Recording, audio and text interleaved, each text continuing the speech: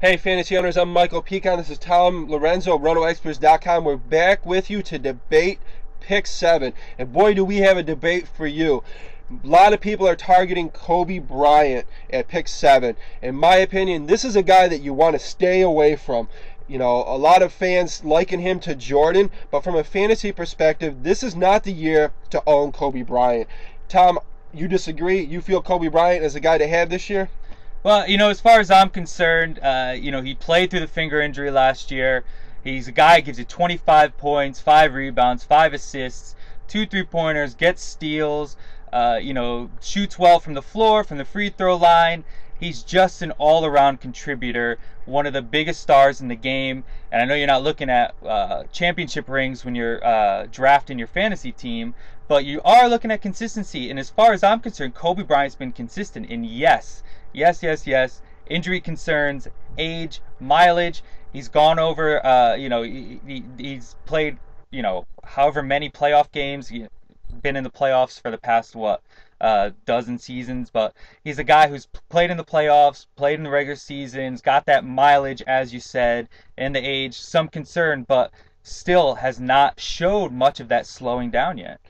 I'm actually, them injury concerns mean a lot to me at that position. And as good as Kobe Bryant is as a basketball player, I just don't think that his stats this year are going to translate and project well from a fantasy perspective. And I'm going to take whoever else is left from the other people that we talked about in our other picks 1 through 6 at this spot, especially if Deron Williams is still there.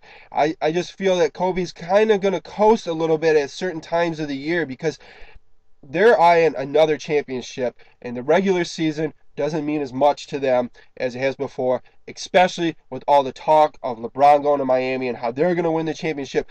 I feel Kobe's going to reserve himself a little more this year than he has in the past, so that consistency numbers are actually going to drop a little bit because of the health concerns. Valid argument, but one thing I look at is Kobe Bryant goes out and wants to be the greatest basketball player. He wants to win, but he also wants to be mentioned in the same breath as Michael Jordan. So he's not that kind of guy, as far as I'm concerned, who will go out there and say, all right, I'm going to defer to my teammates. I'm going to take it easy. I'm going to rest. Yes, he's going to need to slow it down a little because, again, all the games he's put on, all the mileage he's put on, all the games he's played, but he still wants to be among the greatest. And if you're among the greatest, you're not going to really slow down to a point where you're going to drop your stats so much. Yeah, he could see a decrease in stats, but I still think he's going to put up good numbers because he does, again, want to be among the greatest basketball players. Yeah, once he laces up the sneakers and gets on the floor, obviously his competitive nature comes out in him. I mean, this is a guy in Kobe Bryant that would play one-on-one after practice to 100. Now that takes a lot of desire and will. And even when he was beating the guy, 80-5 or whatever, Yeah. he wanted to crush him and go all the way to 100. There was no stopping. So yeah, Kobe Bryant is competitive. If he gets out on the floor, he will definitely try to put up those numbers. But my concern is the injuries, and if he doesn't play, that's going to hurt your fantasy team. So in my opinion, I would go a different direction than Kobe. But if you decide to go with Kobe, he definitely can be a stat sheet filler.